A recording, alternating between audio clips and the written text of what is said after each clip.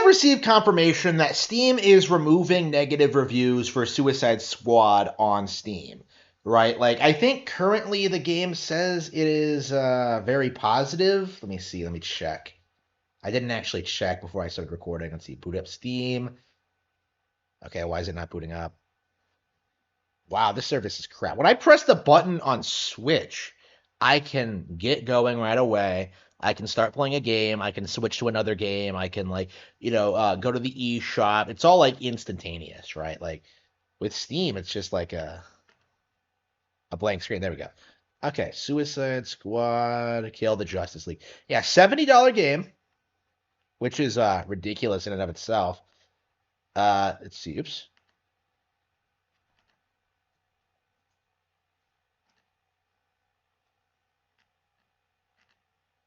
Let's see. Yep, very positive. All reviews, very positive. Suicide Squad, one of the most hated games of 2024 so far. You know, a game that everyone is saying is inferior to the Arkham games in every single way. A game that everyone's saying is going to kill Rockstar Studios. And by extension, I think is going to kill WB Games. Like, a game that's like an objective flop in every way, shape, and form is failing, right? Like, does have positive reviews on Steam, right? Like, it's obvious to everyone that Suicide Squad is a failure. And yet we're going through this process of game journalists, YouTubers, and voice act. Well, okay. I misspoke, excuse me. Like, the people who worked on the game are defending it. You know, Tara Strong released a statement about it. Rocksteady developers are speaking out against it. But everyone else, even IGN is releasing statements like trashing this game. Right, but there are a handful of shills on Twitter trying to convince you that oh no, they say the game is great. The only thing that they have against it is that it's a gas product, and because gas hasn't taken off yet, it's getting negative reviews. Well, I can tell you this, buddy, gas is never gonna take off. People see gas and they're just like, no, it is not gonna happen. It is never ever gonna happen. It is the fetch of the gaming industry. Gas is never, ever going to happen. So, but there are a lot of people desperately trying to shill for it to make it happen, right? WB is probably at the forefront of that industry, right? They are desperate to make this work. They're desperate to protect Rocksteady. They're desperate to protect their DC library. And what's more, Kevin Conroy's legacy has been dragged into this, right? That's something that a lot of people don't think about because they previously confirmed this was going to be Kevin Conroy's last role, but they had to retcon that because the game was going to flop. So instead, they pulled something out of there. They say he's going to appear in some other project, but I think it's really obvious that this was intended to be his final. Well, this when they announced the statement that this was going to be his final project, they expected it to be really well received, a really good way for him to go out to end his career, right? Or they weren't expecting him to die, but when they released a statement, they thought that would boost the popularity for the game. Oh man, this is Kevin Conroy's last performance as Batman. But seeing what actually happens in the game, seeing how universally reviled it is, seeing how they mistreat basically every member of the Justice League. I know a lot of people are saying Wonder Woman is still treated well, but basically that's because people are only saying that because she still dies is what I'm saying. It's not as bad as what I mean.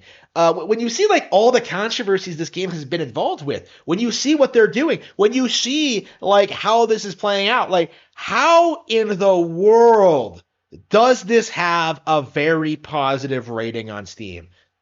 The reality is Steam is not a reliable resource for game reviews, right? This has been something that I've been meaning to bring up for a long time, but people keep bringing up Steam sales and Steam reception and Steam player counts as a justification to hyping up games that nobody is playing. Chief among them, Power World and Baldur's Gate 3, right? This has been something that's been very prevalent over the past couple of years, since Nintendo games outsell everything. Right? There's this persistent meme that Steam has 130 million monthly players or something, that it's the most popular gaming platform on the planet, that Steam is huge, right? But it's really not. Like when you look at like what's happening between like Xbox, PlayStation, like Xbox and PlayStation are still very relevant, even in this age where they're like declining in popularity. Like it's the Switch that's stomping the others, right? It's mobile that's like stomping the others, right? When you see like Steam, it's like at most it's like a distant third, right? And that's assuming that like PlayStation isn't bigger than it. So like the mindset that Steam is like some huge gargantuan thing. It's entirely based on the numbers that Steam provides. And looking at the Suicide Squad, looking at these reviews, which are obviously fake, like I have to like pose the question, how reliable are the Steam numbers? How reliable are the Steam player counts? How reliable are like the Steam sales numbers? How reliable are the Steam reviews? From what I've seen over and over and over again, they aren't reliable at all because Baldur's Gate 3 does not have 34 million players. Okay, it never did at any point. There is no way, right? It did not sell that much.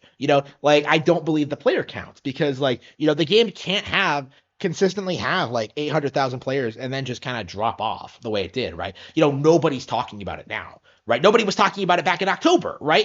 It came and went very quickly, but it was pushed to the forefront for Game Awards season and then quickly forgotten about, right?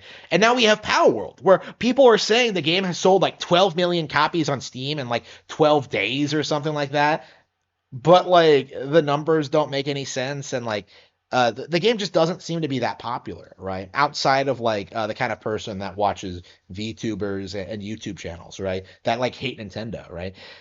Like it doesn't seem as if like the audience for that, like it doesn't seem real, is what I'm saying. And I've been saying this for a while now.